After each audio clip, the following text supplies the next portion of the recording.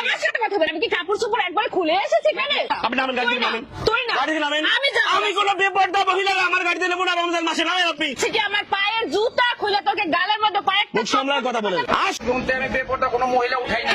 নামেন। আমরা রোজা থাকি, আমরা রোজগার আমার ওস্তাদের নিষেধ নামেন। মাছের মধ্যে আমরা বেপরদা কোনো মানুষ উঠাই না। আচ্ছা ভাই আমি নিয়ে যাবো না যাচ্ছি। না না আমি বেপরদা মহিলা নিব না। আরে চলো তো চলো। না আমি যাব না। যাবা না? না না আমি যাব না। এ ভাইয়া যাবা না? না না না অত তারা মহিলা নিয়ে যাব না। কি আছে? যাব না যাব না। যাব না যত সব ঢং। এই অটল এই যাবি না? না না না না। কেন যাবি না? আরে না বেপরদা মহিলা আমার গাড়িতে উঠে নাম নদী যান। ওরে বাবা বেপরদা মহিলা আমার গাড়িতে উঠে না চল ইন্দে চল। আরে ওদিক যান আপনি। কি রে বাবা না খাইয়ে চেহারা মানে শুকিয়ে গেছে 20 টাকা পাবে তারপরে হয় না। এই অটোলা কই?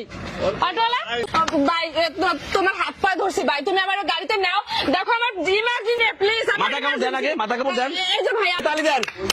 এইভাবে করে যদি আমরা সবাই প্রতিবাদ করি যার যার জায়গা থেকে দেখবেন একটা সময় বেপরদা মহিলা থাকবে না।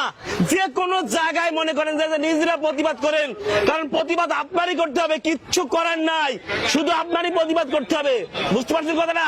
আপনার ঘরে আপনি প্রতিবাদ করেন, আপনার ঘরের মহিলাকে আপনি পর্দা করান, তাহলে রাস্তায় এভাবে আসবে না।